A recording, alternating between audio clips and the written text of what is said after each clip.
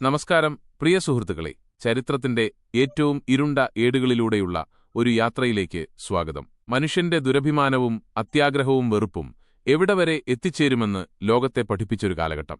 6 വർഷത്തോളം ലോകത്തെയാകെ തീവ്ര ദുരിതത്തിലാഴ്ത്തിയ, കോടിക്കണക്കിന് മനുഷ്യരുടെ ജീവൻ കവർന്നെടുത്ത, ഈ ഭൂമിയുടെ മുഖച്ഛായ തന്നെ മാറ്റിമറിച്ച രണ്ടാം ലോകമഹായുദ്ധം എന്ന ഭീകര സംഭവത്തെക്കുറിച്ചാണ് നമ്മളിന്ന് അതിവിശദമായി ഓർമ്മിക്കാൻ പോകുന്നത്. ഒന്നാം ലോകമഹായുദ്ധം 1914 മുതൽ 1918 വരെ വലിയ പ്രതീക്ഷകളോടെയാണ് അവസാനിച്ചത്. ഇനിയൊരു യുദ്ധവും ഉണ്ടാകരുത് എന്ന മുദ്രാവാക്യവുമായി ലോകം മുന്നോട്ടുപോയി. സമാധാനവും സഹകരണവും ലക്ഷ്യമിട്ട് ലീഗ് ഓഫ് നേഷൻസ് എന്നൊരു അന്താരാഷ്ട്ര സംഘടനയൊക്കെ രൂപീകരിച്ചു. ലോകരാജ്യങ്ങളെ ഒരുമിച്ച് നിർത്താനും തർക്കങ്ങൾ ചർച്ചയിലൂടെ പരിഹരിക്കാനുമുള്ള ഒരു വേദി ഒരുക്കുകയായിരുന്നു ലീഗ് ഓഫ് നേഷൻസിന്റെ ലക്ഷ്യം. എന്നാൽ ആ സമാധാനം അധികകാലം നീണ്ടുനിന്നില്ല. ഒന്നാം ലോകമഹായുദ്ധത്തിനു ശേഷം ജർമ്മനിയുടെ മേൽ സഖ്യകക്ഷികൾ അടിച്ചേൽപ്പിച്ച വെർസൈൽസ് ഉടമ്പടി 1919 എന്ന കഠിനമായ കരാറാണ് ഈ പുതിയ സംഘർഷങ്ങൾക്ക് ഒരു പ്രധാന കാരണം. ഈ ഉടമ്പടി പ്രകാരം യുദ്ധത്തിന്റെ പൂർണ്ണ ഉത്തരവാദിത്തം ജർമ്മനിയുടെ തലയിൽ കെട്ടിവെക്കപ്പെട്ടു. ജർമ്മനി ഒരു യുദ്ധക്കുറ്റവാളിയായി മുദ്രകുത്തപ്പെട്ടു. ജർമ്മനിക്ക് വലിയ തുക നഷ്ടപരിഹാരമായി നൽകേണ്ടിവന്നു, ഏകദേശം 132 ബില്യൺ സ്വർണ്ണമാർക്കുകൾ. ഇത് അക്കാലത്തെ ജർമ്മൻ സമ്പദ്വ്യവസ്ഥയ്ക്ക് താങ്ങാവുന്നതിലും അപ്പുറമായിരുന്നു. ഈ കനത്ത സാമ്പത്തിക ഭാരം ജർമ്മൻ സമ്പദ്വ്യവസ്ഥയെ തകർത്തു. ജനങ്ങൾക്കിടയിൽ കടുത്ത ദാരിദ്ര്യവും അമിത പണപ്പെരുപ്പവും, ഹൈപ്പർ ഇൻഫ്ലേഷൻ, തൊഴിലില്ലായ്മയും നിരാശയും പടർന്നുപിടിച്ചു. സൈനിക ശക്തിക്ക് കടുത്ത നിയന്ത്രണങ്ങൾ ഏർപ്പെടുത്തിയതും ജർമ്മൻ ജനതയെ പ്രകോപിപ്പിച്ചു. അവരുടെ സൈന്യത്തിന്റെ വലിപ്പം 1,00,000 ചുരുക്കി. ടാങ്കുകൾ, യുദ്ധവിമാനങ്ങൾ, അന്തർവാഹിനികൾ എന്നിവയെല്ലാം നിരോധിച്ചു. റൈൻലാൻഡ് പോലുള്ള തന്ത്രപ്രധാനമായ പ്രദേശങ്ങളെ സൈനികവൽക്കരിക്കുന്നതിൽ നിന്ന് വിലക്കി. ഇത് ജർമ്മൻ ദേശീയബോധത്തിന് വലിയ മുറിവേൽപ്പിച്ചു. കൂടാതെ നിരവധി ഭൂപ്രദേശങ്ങൾ ജർമ്മനിക്ക് നഷ്ടപ്പെട്ടു. ഫ്രാൻസിനും പോളണ്ടിനും മറ്റ് അയൽരാജ്യങ്ങൾക്കും ജർമ്മൻ പ്രദേശങ്ങൾ വിട്ടുകൊടുക്കേണ്ടിവന്നു. പോളണ്ടിലേക്ക് കടന്നുപോകാനുള്ള ഡാൻസിംഗ് ഇടനാഴി, ഡാൻസിംഗ് കൊറിഡോർ, ജർമ്മനിയെ രണ്ടായി വിഭജിച്ചു. ഈ ഭൂമിനഷ്ടവും സൈനിക അപമാനവും ജർമ്മൻ ജനതയ്ക്കിടയിൽ ശക്തമായ പ്രതികാര മനോഭാവം വളർത്തി. ഒരു പുതിയ ജർമ്മനി കെട്ടിപ്പടുക്കാനുള്ള ആഗ്രഹം അവിടെ ശക്തമായി. ഇതിനിടയിൽ 1929 ലോകം ഒരു വലിയ സാമ്പത്തിക പ്രതിസന്ധിയിലേക്ക് കൂപ്പുകുത്തി. മഹാസാമ്പത്തിക മാന്ദ്യം, ഗ്രേറ്റ് ഡിപ്രഷൻ. അമേരിക്കയിൽ ആരംഭിച്ച ഈ മാന്ദ്യം അതിവേഗം ലോകം മുഴുവൻ വ്യാപിച്ചു. ഇത് യൂറോപ്പിലും ഏഷ്യയിലും വലിയ രാഷ്ട്രീയ അസ്ഥിരതകൾക്ക് വഴിവെച്ചു. ദാരിദ്ര്യവും തൊഴിലില്ലായ്മയും വർദ്ധിച്ചപ്പോൾ ശക്തരും കടുത്ത തീരുമാനങ്ങളെടുക്കാൻ കഴിവുള്ളവരുമായ നേതാക്കളെ ജനങ്ങൾ ആഗ്രഹിച്ചു. ജനാധിപത്യ സർക്കാരുകൾ ദുർബലമാവുകയും പകരം ഏകാധിപത്യ ശക്തികൾക്ക് വളരാനുള്ള മണ്ണൊരുങ്ങുകയും ചെയ്തു. ഈ സാഹചര്യത്തിലാണ് ചില ഏകാധിപത്യ ശക്തികൾ ലോകത്ത് തലപൊക്കിയത്. ഇറ്റലിയിൽ ബെനിറ്റോ മുസോളിനിയുടെ നേതൃത്വത്തിൽ ഫാസിസ്റ്റ് പാർട്ടി അധികാരത്തിലെത്തി. അദ്ദേഹം പുരാതന റോമൻ സാമ്രാജ്യത്തിന്റെ പ്രതാപം വീണ്ടെടുക്കാൻ ആഹ്വാനം ചെയ്യുകയും മെഡിറ്ററേനിയൻ കടൽ ഇറ്റലിയുടെ തടാകമാണ് എന്ന് പ്രഖ്യാപിച്ചുകൊണ്ട് ആക്രമണോത്സുകമായ വിദേശ നയങ്ങൾ സ്വീകരിക്കുകയും ചെയ്തു. ഇറ്റലിക്ക് നീതി ലഭിക്കണമെന്ന് അദ്ദേഹം വാദിച്ചു. അദ്ദേഹത്തിന്റെ ലക്ഷ്യം ഒരു പുതിയ റോമൻ സാമ്രാജ്യം സ്ഥാപിക്കുക എന്നതായിരുന്നു. ജർമ്മനിയിൽ സാമ്പത്തിക പ്രതിസന്ധിയും ദേശീയ അപമാനവും മുതലെടുത്ത് അഡോൾഫ് ഹിറ്റ്ലറുടെ നേതൃത്വത്തിൽ Nazi party, national socialist German workers party അതിശക്തമായി വളർന്നു. 1933 അദ്ദേഹം ജർമ്മനിയുടെ ചാൻസലറായി. വെർസൈൽസ് ഉടമ്പടിയുടെ നിബന്ധനകളെല്ലാം കാറ്റിൽ പറത്തിക്കൊണ്ട് നഷ്ടപ്പെട്ട ജർമ്മനിയുടെ പ്രതാപം വീണ്ടെടുക്കുമെന്നും ജർമ്മനിയെ ലോകത്തിലെ ഏറ്റവും വലിയ ശക്തിയാക്കുമെന്നും ഹിറ്റ്ലർ വാഗ്ദാനം ചെയ്തു. നാസി പ്രത്യയശാസ്ത്രം വംശീയ മേൽക്കോയ്മയ്ക്ക് വലിയ പ്രാധാന്യം നൽകി. ആര്യൻ വംശീയതയെ പ്രകീർത്തിച്ച് യഹൂദന്മാരെയും ജിപ്സികളെയും കമ്മ്യൂണിസ്റ്റുകാരെയും മറ്റ് ന്യൂനപക്ഷങ്ങളെയും താഴ്ന്നവരും രാജ്യത്തിന്റെ പ്രശ്നങ്ങൾക്ക് കാരണക്കാരുമായി ചിത്രീകരിച്ചു. ലെബൻസ്റായും ജീവിക്കാനാവശ്യമായ ഇടം എന്ന പേരിൽ കിഴക്കൻ യൂറോപ്പിലേക്ക് ജർമ്മൻ ആധിപത്യം വ്യാപിപ്പിക്കാനുള്ള പദ്ധതികളും അവർക്ക് മുന്നോട്ടുവച്ചു. ദൂരക്കിഴക്കനേഷ്യയിൽ ജപ്പാനിലും സൈനികാധിപത്യവും സാമ്രാജ്യത്വ മോഹങ്ങളും ശക്തി പ്രാപിച്ചു. സൈനിക ജനറൽമാർക്ക് രാഷ്ട്രീയത്തിൽ വലിയ സ്വാധീനമുണ്ടായി.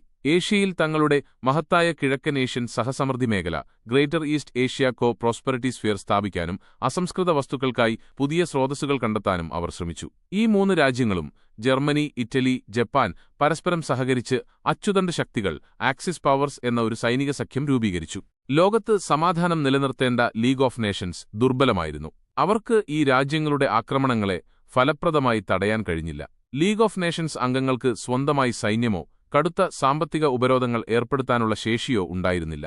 ജപ്പാന്റെ 1931 മഞ്ചൂറിയ ആക്രമണത്തെയും 1935 ഇറ്റലി എത്യോപ്യയെ ആക്രമിച്ചതിനെയും ലീഗ് ഓഫ് നേഷൻസ് ഫലപ്രദമായി നേരിട്ടില്ല. ഇത് അച്ചുതണ്ട് ശക്തികളെ കൂടുതൽ ധൈര്യപ്പെടുത്തി. യൂറോപ്പിലെ പ്രധാന ശക്തികളായ ബ്രിട്ടനും ഫ്രാൻസും പ്രീണന നയം അപ്പീസ്മെന്റ് പോളിസി സ്വീകരിച്ച് യുദ്ധം ഒഴിവാക്കാൻ ശ്രമിച്ചു. ഹിറ്റ്ലറുടെ ആവശ്യങ്ങൾക്ക് വഴങ്ങിക്കൊടുത്താൽ യുദ്ധം ഒഴിവാക്കാം എന്നൊരു തെറ്റിദ്ധാരണ അവർക്കുണ്ടായിരുന്നു. ഒന്നാം ലോകമഹായുദ്ധത്തിന്റെ ഭീകരത അവർ അനുഭവിച്ചറിഞ്ഞതുകൊണ്ട് മറ്റൊരു വലിയ യുദ്ധം അവർക്ക് ചിന്തിക്കാൻ പോലും കഴിഞ്ഞിരുന്നില്ല.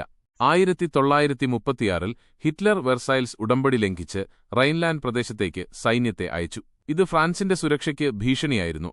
പക്ഷേ ഫ്രാൻസ് സൈനികമായി പ്രതികരിച്ചില്ല. 1938 ഹിറ്റ്ലർ തന്റെ മാതൃരാജ്യമായ ഓസ്ട്രിയയെ ജർമ്മനിയുമായി ലയിപ്പിച്ചു. ഇത് ആൻഷ്ലസ് എന്നറിയപ്പെട്ടു. സഖ്യകക്ഷികൾ ഇതിനെയും എതിർത്തില്ല.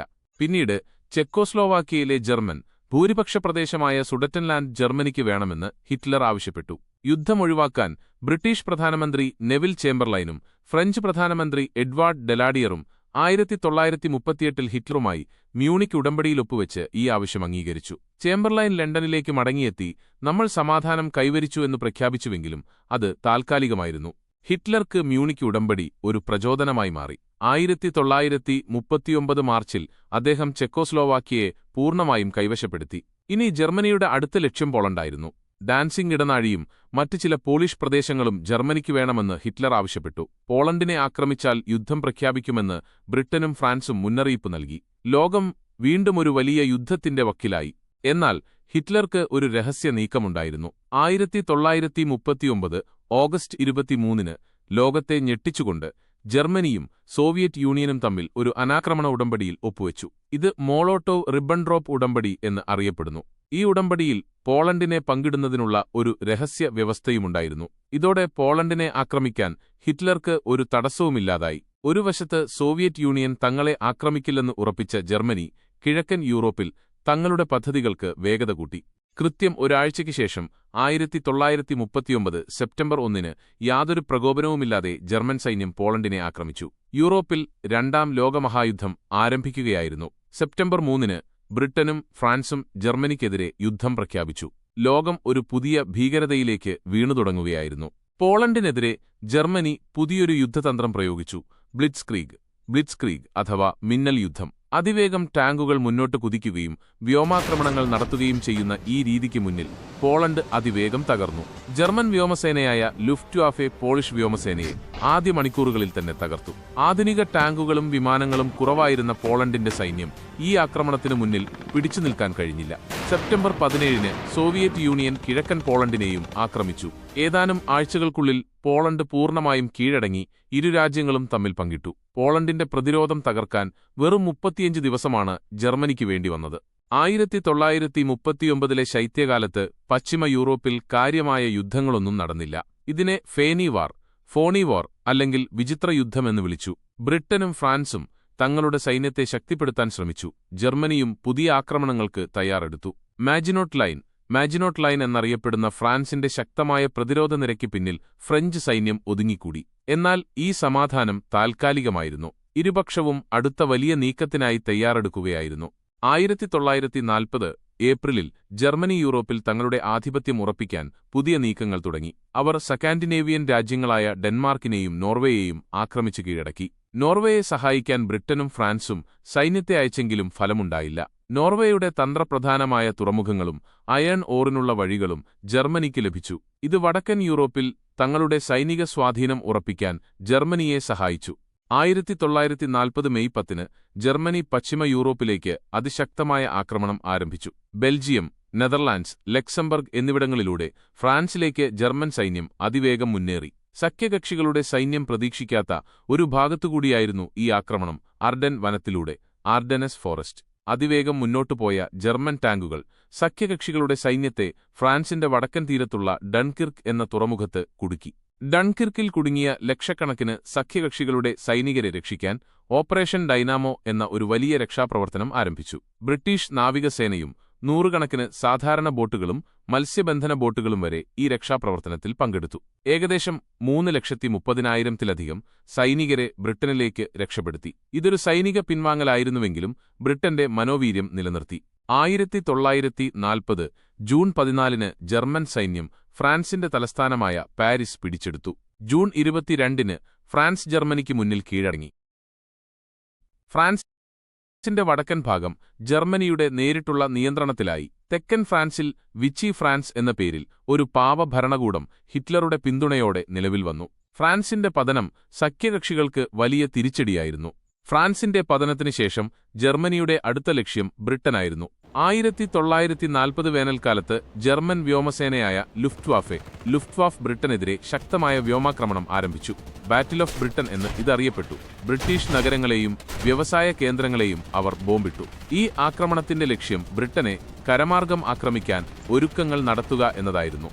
എന്നാൽ ബ്രിട്ടീഷ് റോയൽ എയർഫോഴ്സ് RAF ധീരമായി ചെറുത്തുനിന്നു. റഡാർ സാങ്കേതികവിദ്യയും സ്പിറ്റ്ഫയർ, ഹരിക്കെയിൻ തുടങ്ങിയ യുദ്ധവിമാനങ്ങളും ഉപയോഗിച്ച് അവർ ജർമ്മൻ വിമാനങ്ങളെ തകർത്തു. ലുഫ്റ്റ്വാഫെയുടെ വലിയ നഷ്ടങ്ങൾ ബ്രിട്ടനെ കരമാർഗം ആക്രമിക്കാനുള്ള ഹിറ്റ്ലറുടെ പദ്ധതികൾക്ക് തിരിച്ചടിയായി. ബ്രിട്ടനെ തകർക്കാൻ കഴിയാതെ വന്നതോടെ ഹിറ്റ്ലർ തന്റെ ശ്രദ്ധ കിഴക്കോട്ട് തിരിച്ചു. ഇത് യുദ്ധത്തിലൊരു പ്രധാന വഴിതിരിവായി. 1941 ഏപ്രിലിൽ ജർമ്മനി സോവിയറ്റ് യൂണിയൻ ആക്രമണത്തിനുള്ള ഒരുക്കമെന്ന നിലയിൽ ബാൾക്കൻ രാജ്യങ്ങളായ യൂഗോസ്ലാവിയയെയും ഗ്രീസിനെയും ആക്രമിച്ച് കീഴടക്കി. ഈ ആക്രമണങ്ങൾ കിഴക്കൻ യൂറോപ്പിൽ ജർമ്മൻ സ്വാധീനം വർദ്ധിപ്പിച്ചു.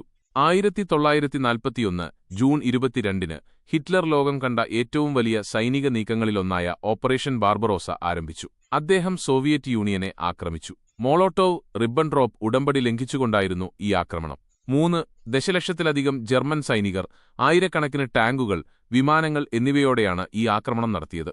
ജർമ്മൻ സൈന്യം അതിവേഗം സോവിയറ്റ് യൂണിയന്റെ ഉള്ളിലേക്ക് മുന്നേറി. ലക്ഷക്കണക്കിന് സോവിയറ്റ് സൈനികരെ അവർ കീഴടക്കി.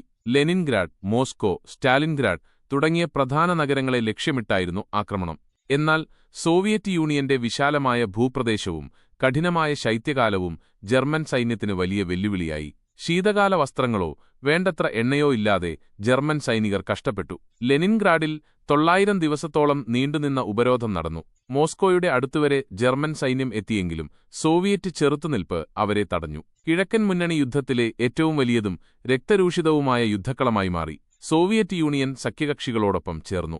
ബ്രിട്ടനും അമേരിക്കയും സോവിയറ്റ് യൂണിയന് ആയുധങ്ങളും മറ്റ് സഹായങ്ങളും നൽകി. കിഴക്കൻ മുന്നണിയിലെ ഒരു നിർണായക വഴിത്തിരിവായിരുന്നു സ്റ്റാലിൻഗ്രാഡ് യുദ്ധം. ചരിത്രത്തിലെ ഏറ്റവും രക്തരൂഷിതമായ യുദ്ധങ്ങളിലൊന്നായിരുന്നു ഇത്. മാസങ്ങളോളം നീണ്ടുനിന്ന ഈ യുദ്ധത്തിൽ സോവിയറ്റ് സൈന്യം ജർമ്മൻ സൈന്യത്തെ സ്റ്റാലിൻഗ്രാഡ് നഗരത്തിൽ വളയുകയും കടുത്ത ശൈത്യത്തിലും ഭക്ഷണത്തിന്റെ അഭാവത്തിലും അവരെ കീഴടങ്ങാൻ നിർബന്ധിതരാക്കുകയും ചെയ്തു. ഈ യുദ്ധത്തിൽ ജർമ്മനിക്ക് വൻ നഷ്ടങ്ങളുണ്ടായി. അത് അവരുടെ കിഴക്കൻ മുന്നണിയിലെ മുന്നേറ്റം തടഞ്ഞു. ജർമ്മനിയുടെ കിഴക്കൻ മുന്നണിയിലെ അപ്രമാദിത്വം ഇവിടെ അവസാനിച്ചു. സ്റ്റാലിൻഗ്രാഡിനു ശേഷം സോവിയറ്റ് യൂണിയൻ കിഴക്കൻ മുന്നണിയിൽ മുൻകൈ നേടി. കുർസ്ക് യുദ്ധം ലോക ചരിത്രത്തിലെ ഏറ്റവും വലിയ ടാങ്ക് യുദ്ധമായി അറിയപ്പെടുന്നു. ഈ യുദ്ധത്തിലും സോവിയറ്റ് യൂണിയൻ വിജയിച്ചു. ജർമ്മനിക്ക് അവരുടെ മികച്ച ടാങ്കുകളും സൈനികരെയും നഷ്ടപ്പെട്ടു. സോവിയറ്റ് യൂണിയൻ കിഴക്കൻ യൂറോപ്പിലൂടെ ജർമ്മനിയിലേക്ക് അതിവേഗം മുന്നേറാൻ തുടങ്ങി. ഇതിനിടെ പസഫിക് മേഖലയിൽ ജപ്പാന്റെ ആക്രമണം അതിരുകടന്നു. തെക്കുകിഴക്കൻ ഏഷ്യയിലെ എണ്ണ, റബ്ബർ പോലുള്ള സമ്പന്നമായ വിഭവങ്ങൾ ജപ്പാന് ആവശ്യമായിരുന്നു. അമേരിക്കയുടെ ഇടപെടൽ ഒഴിവാക്കാനായി 1941 ഡിസംബർ 7 ജപ്പാൻ അമേരിക്കൻ നാവിക താവളമായ പേൾ ഹാർബറിനെ യാതൊരു മുന്നറിയിപ്പുമില്ലാതെ ആക്രമിച്ചു. ഈ ആക്രമണത്തിൽ അമേരിക്കൻ നാവികസേനയ്ക്ക് വലിയ നഷ്ടമുണ്ടായി. യുദ്ധക്കപ്പലുകൾ മുങ്ങുകയും നൂറുകണക്കിന് വിമാനങ്ങൾ നശിക്കുകയും ചെയ്തു. ഈ ആക്രമണം അമേരിക്കയെ രണ്ടാം ലോകമഹായുദ്ധത്തിലേക്ക് നേരിട്ട് കൊണ്ടുവന്നു. ഡിസംബർ 8 അമേരിക്ക ജപ്പാനെതിരെ യുദ്ധം പ്രഖ്യാപിച്ചു. പിന്നാലെ ഹിറ്റ്ലറുടെ ജർമ്മനിയും മുസോളിനിയുടെ ഇറ്റലിയും അമേരിക്കയ്ക്കെതിരെ യുദ്ധം പ്രഖ്യാപിച്ചു. ഇതോടെ യുദ്ധം ഒരു ആഗോള സംഘർഷമായി മാറി. ലോകം മുഴുവൻ തീവ്രമായ യുദ്ധത്തിന്റെ പിടിയിലായി. അമേരിക്കയുടെ വ്യവസായ ശേഷി യുദ്ധത്തിൽ ഒരു നിർണായക ഘടകമായി മാറി. പേൾ ഹാർബർ ആക്രമണത്തിനുശേഷം ജപ്പാൻ തെക്കുകിഴക്കൻ ഏഷ്യയിലും പസഫിക് മേഖലയിലും അതിവേഗം മുന്നേറി. Philippines, Malaysia, Singapore, Indonesia, Burma എന്നിവിടങ്ങളെല്ലാം ജപ്പാൻ അതിവേഗം കൈവശപ്പെടുത്തി. ഈ പ്രദേശങ്ങളിലെ സഖ്യകക്ഷികളുടെ സൈനികരെ അവർ തകർത്തു. ഹോങ്കോങ്, സിംഗപ്പൂർ തുടങ്ങിയ തന്ത്രപ്രധാനമായ കോളനികൾ ജപ്പാന്റെ കൈകളിലായി. ഈ വിജയങ്ങൾ ജപ്പാന്റെ സൈനിക ശക്തി വിളിച്ചോതുന്നതായിരുന്നു. എന്നാൽ 1942 പസഫിക് മേഖലയിൽ മിഡ്വേ യുദ്ധത്തിൽ ബാറ്റിൽ ഓഫ് മിഡ്വേ അമേരിക്ക ജപ്പാനെതിരെ നിർണായക വിജയം നേടി. ജപ്പാന്റെ 4 പ്രധാന വിമാനവാഹിനിക്കപ്പലുകൾ ഈ യുദ്ധത്തിൽ നശിച്ചു. ഇത് പസഫിക് യുദ്ധത്തിന്റെ ഗതി മാറ്റിമറിച്ചു. ജപ്പാന്റെ നാവികശക്തിക്ക് വലിയ തിരിച്ചടിയേറ്റു. പിന്നീട് അവർക്ക് പസഫിക്കിൽ മുൻകൈ നേടാൻ കഴിഞ്ഞില്ല. 1943 സഖ്യകക്ഷികൾ ഇറ്റലിയിൽ കടന്നുകയറി. സിസിലിയിൽ ഇറങ്ങിയ സഖ്യകക്ഷികൾ ഇറ്റലിയിലേക്ക് മുന്നേറി.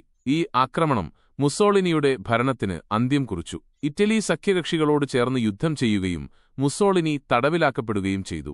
എന്നാൽ ജർമ്മൻ സൈന്യം വടക്കൻ ഇറ്റലിയിൽ ശക്തമായി ചെറുത്തുനിന്നു. ഇറ്റലിയിലെ പോരാട്ടം 1945 വരെ നീണ്ടുനിന്നു. പടിഞ്ഞാറൻ യൂറോപ്പിൽ ഒരു രണ്ടാം മുന്നണി തുറക്കണമെന്ന് സോവിയറ്റ് യൂണിയൻ സഖ്യകക്ഷികളോട് തുടർച്ചയായി ആവശ്യപ്പെട്ടുകൊണ്ടിരുന്നു. ജർമ്മൻ സൈന്യത്തിന്റെ പ്രധാന ഭാഗം കിഴക്കൻ മുന്നണിയിൽ കുടുങ്ങിക്കിടക്കുകയായിരുന്നു. 1944 ജൂൺ 6-ന് ലോകചരിത്രത്തിലെ ഏറ്റവും വലിയ കടൽത്തീര ആക്രമണമായ ഡി-ഡേ നോർമാണ്ടി ആക്രമണം നടന്നു. സഖ്യകക്ഷികളുടെ വൻ സൈന്യം, അമേരിക്കൻ, ബ്രിട്ടീഷ്, കനേഡിയൻ സൈനികർ ഫ്രാൻസിലെ നോർമാണ്ടി തീരത്ത് ഇറങ്ങി. ഏകദേശം 1,56,000-ത്തിലധികം സൈനികർ ആദ്യ ദിവസം തന്നെ നോർമാണ്ടിയിലിറങ്ങി. കടുത്ത ചെറുത്തുനിൽപ്പുകൾക്ക് ശേഷം സഖ്യകക്ഷികൾക്ക് മുന്നേറാൻ കഴിഞ്ഞു. ഇത് ജർമ്മനിക്കെതിരെ പശ്ചിമ യൂറോപ്പിൽ ഒരു പുതിയ മുന്നണി തുറന്നു. ജർമ്മനിക്ക് ഒരേ സമയം കിഴക്കും പടിഞ്ഞാറും യുദ്ധം ചെയ്യേണ്ട അവസ്ഥയായി. നോർമാണ്ടിയിലെ വിജയത്തിനുശേഷം സഖ്യകക്ഷികൾ ഫ്രാൻസിലൂടെ അതിവേഗം മുന്നേറി. 1944 ഓഗസ്റ്റ് 25-ന് പാരീസ് സ്വതന്ത്രമാക്കപ്പെട്ടു. ഫ്രാൻസിലെ ജർമ്മൻ അധിനിവേശം അവസാനിച്ചു. ജനങ്ങൾ വലിയ ആഘോഷങ്ങളോടെ സഖ്യകക്ഷികളെ സ്വീകരിച്ചു. പസഫിക് മേഖലയിൽ അമേരിക്കൻ സൈന്യം ദ്വീപ് ചാട്ടൽ, ഐലൻഡ് ഹോപ്പിംഗ് എന്ന തന്ത്രമുപയോഗിച്ച് ജപ്പാൻ കൈവശപ്പെടുത്തിയിരുന്ന തന്ത്രപ്രധാനമായ ദ്വീപുകൾ ഓരോന്നായി തിരിച്ചുപിടിച്ചു. ഗുവാഡൽക്കനാൽ, ഐവോ ജിമ, ഒക്കിനാവ തുടങ്ങിയ ദ്വീപുകളിലെ യുദ്ധങ്ങൾ കടുത്തതും രക്തരൂഷിതവുമായിരുന്നു. ജപ്പാൻ സൈനികർ മരണം വരെ പോരാടാൻ തയ്യാറായി. ഇത് സഖ്യകക്ഷികൾക്ക് വലിയ നഷ്ടങ്ങളുണ്ടാക്കി. ഈ ദ്വീപുകൾ ഓരോന്നായി പിടിച്ചെടുത്തത് ജപ്പാനിലെ പ്രധാന നഗരങ്ങളിലേക്ക് നേരിട്ട് ആക്രമണം നടത്താനുള്ള വ്യോമത്താവളങ്ങൾ സ്ഥാപിക്കാൻ അമേരിക്കയെ സഹായിച്ചു. 1945 ജനുവരിയിൽ സോവിയറ്റ് സൈന്യം കിഴക്കൻ യൂറോപ്പിലൂടെ അതിവേഗം മുന്നേറി ജർമ്മൻ അതിർത്തിയിലേക്ക് കടന്നു. ജർമ്മൻ സൈന്യം ദുർബലമായിക്കൊണ്ടിരുന്നു. പടിഞ്ഞാറൻ മുന്നണിയിൽ സഖ്യകക്ഷികളും ജർമ്മനിയെ ആക്രമിച്ചു. ജർമ്മനിയുടെ സൈനിക ശക്തി പൂർണ്ണമായി ക്ഷയിച്ചു. സഖ്യകക്ഷികൾ കിഴക്കുനിന്നും പടിഞ്ഞാറുനിന്നും ബെർലിനിലേക്ക് മുന്നേറി. ജർമ്മൻ നഗരങ്ങളിൽ സഖ്യകക്ഷികളുടെ വ്യോമാക്രമണം കടുപ്പിച്ചു. ഡ്രസ്റ്റൻ പോലുള്ള നഗരങ്ങൾ പൂർണ്ണമായും നശിച്ചു.